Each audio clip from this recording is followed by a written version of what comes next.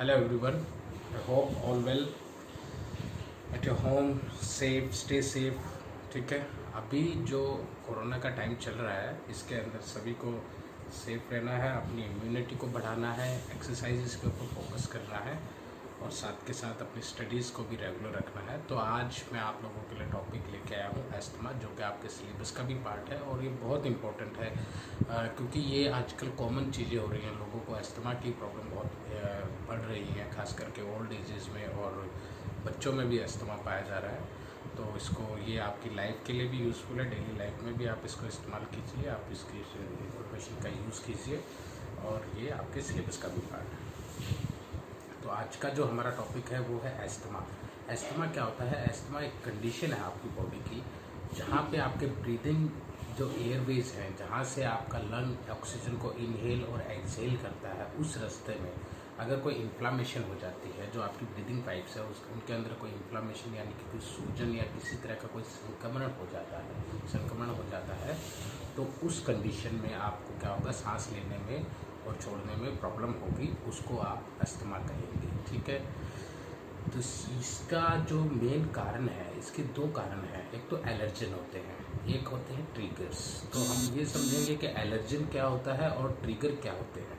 ठीक है, एलर्जन वो कारण है कि आप ये समझ लीजिए कि जो डायनामाइट बिछाने का काम करते हैं, यानी कि गोला बारूद बिछाने का काम करते हैं आपके एयर पाइप्स के अंदर। ठीक है, और ट्रिगर्स वो है जो उसके अंदर माचिस की तीली का काम करते हैं, जिसकी वजह से आपका एस्थमा लेवल बढ़ जाता है, आपको बहुत सारी प्रॉब्लम्स होती हैं।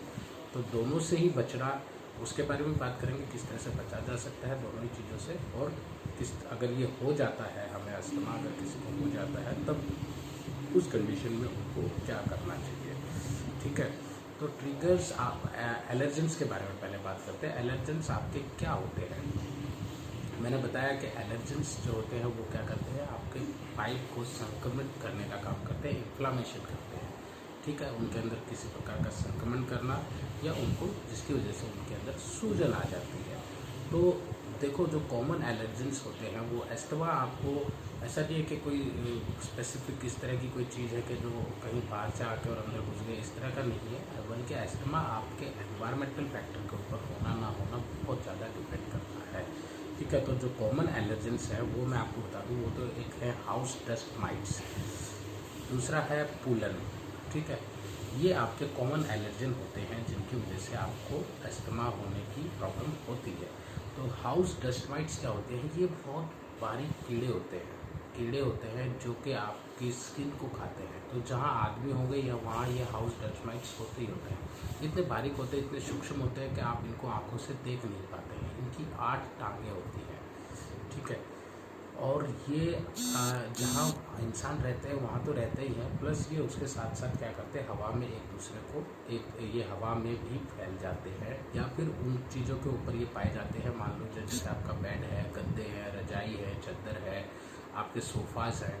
ठीक है, तो इनको पूरी तरह से नहीं बचा जा सकता, किसी से भी इनसे नहीं बचा जा सकता, लेकिन इनको मिनिमाइज़ किया जा सकता है। क्योंकि अगर मान लो आपके किसी के घर में अस्थमा का पेशेंट है तो उसको कम से कम प्रॉब्लम हो, उसकी प्रॉब्लम को मिनिमाइज़ किया जा सकता है।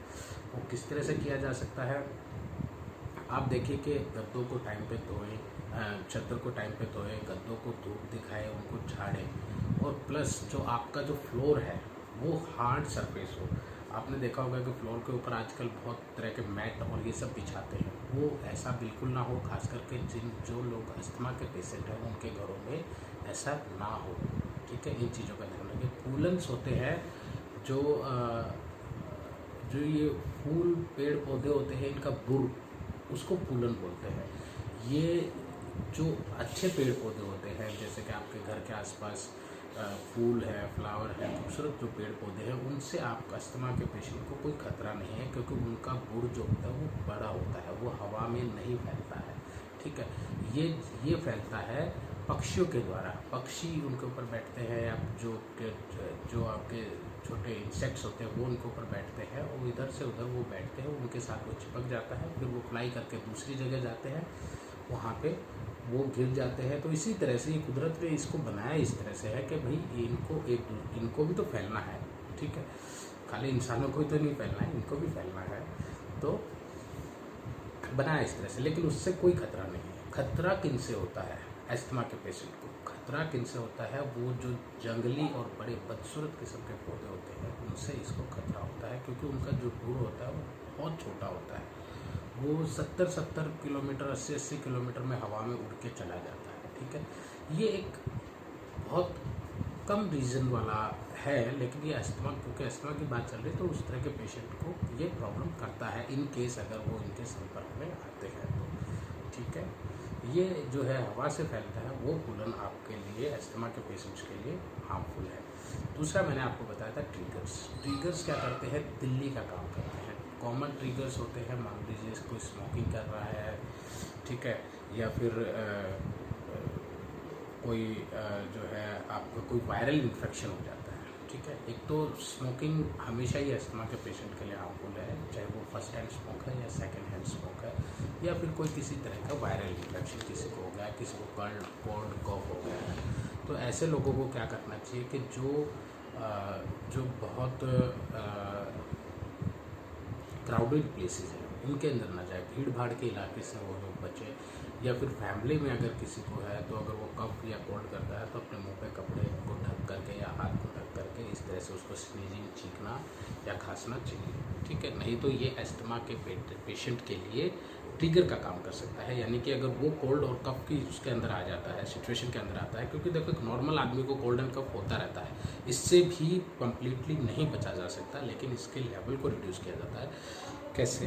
कि आप कोल्ड और कफ अगर किसी को है तो आप ऐसे लोगों से थोड़ा सा दूरी बना के रखें, या उन लोगों को भी फैमिली के अंदर चाहिए कि भाई हमारे घर के अंदर कोई अस्थमा का पेशेंट है, उससे हम दूरी बना कर रखें, या फिर अपने खांसते वक्त या चीखते वक्त मुंह के ऊपर कपड़ा या रुमाल से उसको ढक लें। ठीक है, ताकि वो दूसरी किसी के साथ ना फैले। हाँ, और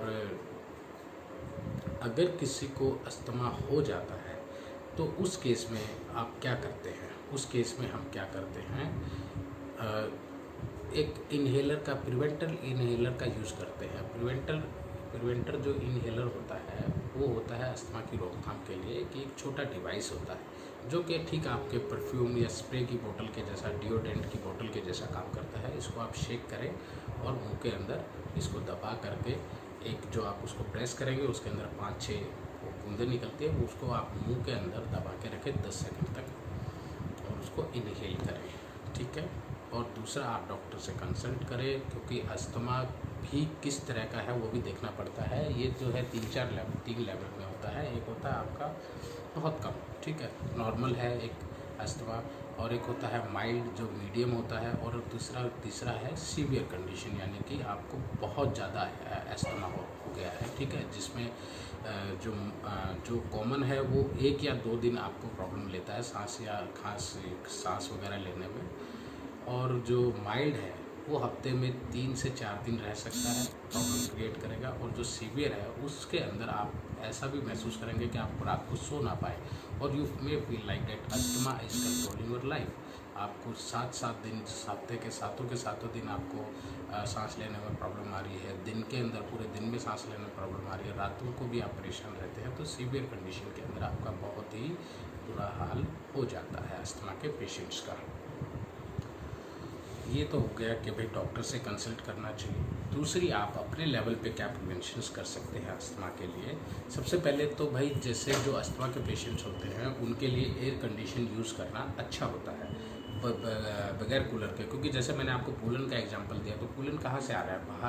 बाहर से आ रहा है, बाहर की हवा से ट्रांसफ़र हो रहा है आपके पास। तो एयर कूलर्स क्या होते हैं? एयर कूलर्स उसको बाहर की हवा को खींच के अंदर डालते हैं, जो सीवियर खास करके या माइल्ड जो पेशेंट्स हैं अस्थमा के, उनके लिए माना गया है कि भाई air condition are better than coolers, क्योंकि उसमें आपके अंदर की, बाहर की हवा अंदर नहीं आ रही है। ठीक है, दूसरा ये बात है कि आप आजू बाजू अपने सराउंडिंग्स को क्लीन रखिए, अपने बेड्स को फंगस, या फिर आपने देखा होगा कि हमारे हिंदुस्तान में ट्रेडिशनल रिवाज है कि हम बेड के अंदर एक जगह बना देते हैं जहाँ पे हम अपनी रजाई, गद्दे ये सब रख देते हैं, और साल 6-6 महीने नहीं देखते हैं। आप साल 6 महीने बाद उसको जब खोलते हैं उसमें से एक अजीब सी स्मेल आती है। ठीक है, वो स्मेल भी अस्थमा के पेशेंट्स के लिए बहुत उनको परेशान कर सकती है या उनके लिए ट्रिगर का काम कर सकती है। तो वो स्मेल किस चीज़ की होती है? वो होता है फंगस। फंगस यानी कि आप कह सकते हैं एक लेयर जम जाती है जिसको हम कहते हैं फूई लगना, फूंद। तो इस तरह के नामों से भी हम फंगस को जानते हैं। ये जो लेयर होती है ये क्या होती है? ये जीवाणुओं की एक लेयर हो जाती है उसके ऊपर, और ये अस्थमा के पेशेंट्स को डिस्टर्ब करती है। That is not good at all, क्योंकि उसके अंदर बहुत सारे वायरस, जर्म्स और बैक्टीरिया भी होते हैं। Those are not good for asthma patients. ठीक है। तीसरा, जो अस्थमा के ट्रिगर हैं, आपको पहचानना पड़ेगा कि अस्थमा के ट्रिगर कौन कौन से ट्रिगर हैं जो अस्थमा के पेशेंट को आप परेशान करते हैं। आप डॉक्टर से कंसल्ट कीजिए, वो आपको बताएंगे। अस्थमा के ट्रिगर हैं कि भाई एक तो फिज़िकल एक्टिविटी जो है, आप अगर इस तरह के माहौल में फिज़िकल एक्टिविटी कर रहे हैं जहाँ पे बहुत धूल, डस्ट और ये है, तो वहाँ पे ना करें, आप उसको अवॉइड करें और आप अच्छी जगह पे फिज़िकल एक्टिविटीज़ करिए। करना है, ज़रूरी है, क्योंकि बहुत सारे ओलंपिक और कॉमनवेल्थ गोल्ड मेडलिस्ट ऐसे हैं जिनको अस्थमा के पेशेंट है। मैंने देखा है कि 15 से 20% ऐसे लोग मिल जाते हैं जिनको अस्थमा है, और वो कॉमनवेल्थ में और ओलंपिक और वर्ल्ड चैम्पियनशिप जैसे मेजर कॉम्पिटिशन्स के अंदर उनके मेडल हैं। So this is very important. Don't be physical inactive but with precautions you need to do. ठीक है। आप कोल्ड एयर, वातावरण, एनवायरनमेंट एकदम से ठंडा गर्म चेंज होना, या फिर जो लोग बियर वगैरह का कंज्यूम करते हैं, ठंडी चीज़ें, आइस खाते हैं, that is also not good for asthma patients. ठीक है। तो आप ये जो ट्रिगर्स मैं बता रहा हूँ आपको, इन चीज़ों का आपको ध्यान रखना है, इनसे आपको अवॉइड करना है, इन चीज़ों को दूर रखना है।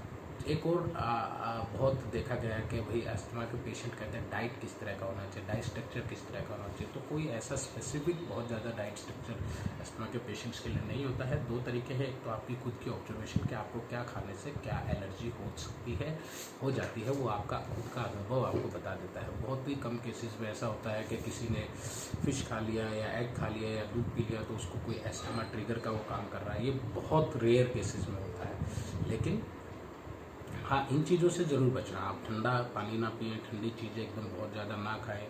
तो इन चीज़ों से आपको ज़रूर उसके अंदर डाइट के अंदर बचना है। या फिर दही वगैरह से भी देखा गया है कि अस्थमा के पेशेंट्स को प्रॉब्लम करता है। ठीक है। और सबसे जो लास्ट फाइनल कारण है कि आप किस तरह से अपने आप को बचा सकते हैं, go to your medical, take medical help, talk with your doctor, consult with your all the problems. वो क्या करेंगे, उसका डायग्नोसिस करेंगे, आपको किस तरह की प्रॉब्लम है। ठीक है। आपके खूब बहुत सारे टेस्ट करेंगे जिससे कि अच्छे से उसका डायग्नोसिस हो जाता है और आपको प्रॉब्लम लग जाती है कि आपको इस तरह की एलर्जी है, आपको इस तरह का अस्थमा है, इस तरह की प्रॉब्लम है, और आप उसके हिसाब से अपनी दवाइयों को, मेडिसिन को लीजिए।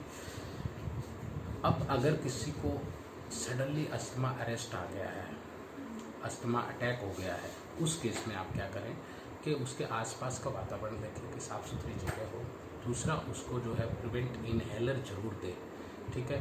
और अगर उसको एक बार दे, थोड़ी वेट करें, फिर 2 बार दे, तो 3 से 4 बार उसको प्रिवेंट इनहेलर दे। आप देखते हैं फिर भी आराम ना हो तो उसको कोशिश करिए कि भाई सारी विंडोज़ भी आप खोल दें, खिड़की भी आप खोल दें, वहाँ पे जो है ताज़ी हवा आने का उसको जरिया मिले उस पेशेंट को, और उसको मेडिकल हेल्प के लिए आगे आप फर्दर लेके जाए। ठीक है। तो ठीक है दोस्तों, ये था आज का हमारा अस्थमा के बारे में, जो कि बहुत इम्पोर्टेंट है आपकी नॉर्मल लाइफ के लिए भी, और आपके सिलेबस का पार्ट भी इसमें मैंने आपका सारा कवर कर दिया है। So thank you, have a nice day, जय हिंद।